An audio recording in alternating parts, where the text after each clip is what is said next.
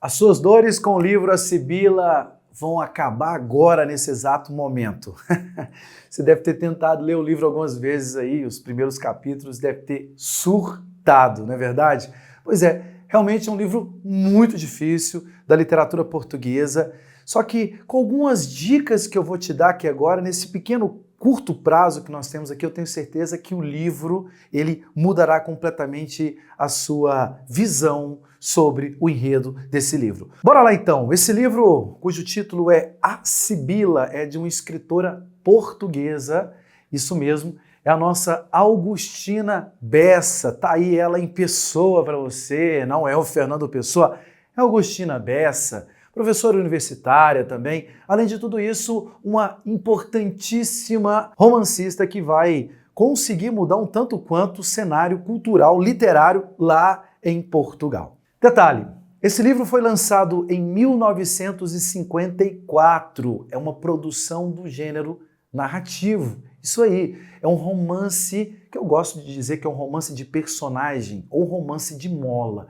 Já justifico esses dois nomes aí. Esse livro ele tem 19 capítulos. Eu tive uma certa dificuldade com a leitura do livro? Sim, porque é um livro experimental, é uma prosa extremamente contemporânea aí, que usa alguns recursos como a fragmentação da linguagem, que deixa o texto bastante difícil. Então é um livro que tem 19 capítulos, cada capítulo desse eu demorei em torno de 50 minutos para ler, isto é, quase 20 horas para ler esse romance da literatura portuguesa. Bom, é um livro de 19 capítulos. Esse livro é de qual período literário? É um livro da literatura portuguesa contemporânea, é um livro do modernismo português. Se você pega a própria despreocupação com o enredo, esse enredo que é todo fragmentado, isso é marca do modernismo. O importante não é o conteúdo em si, o importante é esse experimentalismo com a linguagem que quebra com padrões realistas, naturalistas, que eram bastante utilizados em Portugal enquanto estéticas literárias. Então, primeira marca para defender que é uma produção do modernismo português, essa linguagem fragmentada que despreocupa-se com o próprio enredo do livro. Inclusive, você que está aí já deve ter dado aquele like, importante para a gente que produz conteúdo para você. Tá vendo aqui as minhas costas? É a nossa Augustina Bessa Luiz. E além disso, aqui estão os slides que eu posso disponibilizar para você, mas fica até o final da aula que eu já te digo como que esses slides poderão estar aí nas suas mãos, inclusive o resumo com mais clareza está aí para você. A tese que eu estou defendendo aqui agora é que o livro é uma produção do modernismo português. É uma literatura contemporânea de 1954. Linguagem fragmentada, enredo completamente fragmentado. O livro não está preocupado em contar uma história com começo, meio e fim. O livro está a fim de fazer um mergulho na memória de alguns personagens, que são 3 personagens, que eu já te conto quais são eles aí, para você acertar 90% de questões que aparecem aí no vestibular UFO. Outra marca modernista desse livro é a própria linguagem também ali, que mistura aspectos regionais de Portugal com a linguagem mais desprovida ali de formalismo. Agora, é claro que também tem passagens extremamente formais. Você está vendo? Que a gente transita entre o universo erudito e o universo popular. Isso é marca também do modernismo. Outro elemento muito importante, quem narra esse livro, nós temos dentro dessa obra uma narração em terceira pessoa onisciente. E é esse narrador em terceira pessoa onisciente que faz todo um mergulho no imaginário de uma personagem que é a Germa e transmite para mim, leitor, para você, leitor, aquilo que são as experiências de 3 mulheres potentes. Digo 3 mulheres. Primeira, na ordem aí, a nossa Maria da Encarnação. Outra mulher importante, a Joaquina Augusta Aquina. E outra mulher importantíssima, a Germa, cujo nome é Germana. Com esses 3 nomes dessas 3 mulheres, você acerta quase todas as questões que vão aparecer para você no vestibular UFO. Mas o Landim estava falando do tipo de narrador que está aqui dentro dessa produção. É um narrador em terceira pessoa onisciente. Ele sabe tudo, vê tudo, está em todos os lugares. Esse narrador, ele adora vasculhar o imaginário, sobretudo da personagem Germa ou Germana. Essa história acontece onde? Acontece no interior de Portugal, mais precisamente, anota esse nome, Casa da Vessada com 2 S's. Esse nome é importantíssimo para você. Casa da Vessada. É aí que a trama vai acontecer. E é muito importante dizer para você que a narrativa acontece na Casa da Vessada. Sabe por quê? Porque a literatura portuguesa de Portugal, ela tem uma tradição em fazer obras que falam do mar. Esse livro quebra com essa tradição, porque eu tenho uma literatura voltada para o interior de Portugal. A Casa da Vessada está no interior. Então esse livro, diferente dos Lusíadas, as armas e os barões assinalados, que da ocidental praia lusitana, por perigos e mares nunca dantes navegados. Olha os Lusíadas, literatura para o mar. Aqui não, meu irmão, essa literatura ela é voltada para o interior. Acaba que o livro também está pensando a própria identidade cultural e nacional de Portugal. Não se esqueça, 3 nomes, acerta tudo. Maria da Encarnação, qual que é a outra? Quina. E outra personagem, Germana. Esses 3 nomes, meu irmão, minha irmã, de mano a mana, aqui, tenho certeza que se acerta tudo. Agora, um detalhe importante do livro. Como que nasce esse livro? Como que é a gênesis desse romance de 19 capítulos? Um belo dia, a Germana, personagem importantíssima desse clã feminino, ela tá na Casa da Vessada pensando que ela, Germana, tem um compromisso muito brabo, muito foda, raiz. Qual que é o compromisso? A Germana, gente, é uma personagem jovem que ela tem uma missão. Ela tem todo o passado da família dela, encarnado na Casa da Vessada, todo um passado da família de mulheres poderosas, já falo do título para você, de mulheres poderosas, e ela, Germana, foi para a cidade. E agora ela volta para o campo, para a Casa da Vessada. Sabe por quê?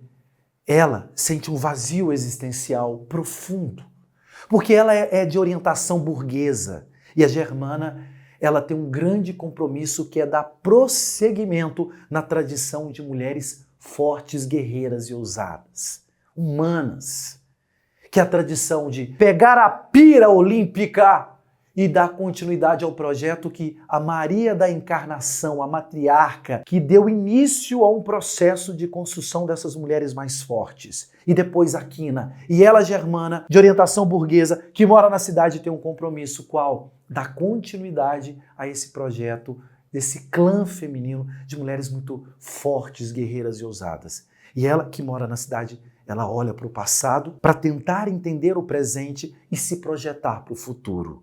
Porque o presente está um pouco sem sentido. Por que o presente está sem sentido da Germana? Porque ela mora na cidade. Olha que interessante. Ela terá que voltar ao passado dessas mulheres, Maria da Encarnação e Quina, para conseguir entender a sua própria maneira de ser e de viver agora, para dar sentido a tudo. E aí eu vou no título do livro. Não se esqueça, quero te dar os slides dessa aula. Slides que estão nos mínimos detalhes dessa narrativa. Não se esqueça, quanto mais informações você tem, melhor é para você desse livro chamado de Romance de Mola. Já falo disso para você daqui a pouquinho. Mas primeiro, bora para o entendimento do título do livro. O que é a Sibila? Olha, na mitologia, Sibila é uma espécie de profetisa que vive na casa do Apolo, cuidando do Apolo, o deus, é isso mesmo, cuidando dele. Ela que se distancia das figuras masculinas, mas cuida do Apolo, venera o Apolo e que tem um poder todo especial, que é o poder da profecia. Agora, dentro do livro eu terei uma Sibila, profeta, como eu disse para você, aquela que é a protetora da casa do Apolo, as Sibilas? Não, mas nós teremos mulheres que, segundo o narrador, que ultrapassa algo do humano. São 2 personagens dentro do livro que podem ser consideradas como a Sibila. Lembra das 3, eu estou falando agora de 2. Quem são elas de maneira clara e objetiva? A Quina, Joaquina Augusta, nome real dela, tá bem? E a Germa, ou Germana. Essas 2 personagens, elas têm superpoderes? Não, elas têm poderes humanos que distinguem elas dos outros seres humanos. Não se esqueça, quantos personagens? 3 importantíssimos para você. Maria da Encarnação, ela que dá origem ao clã feminino, a Quina e a Germana. Eu disse para você que esse livro é um romance de mola. Por quê? Gente, o livro inteiro volta numa mesma cena.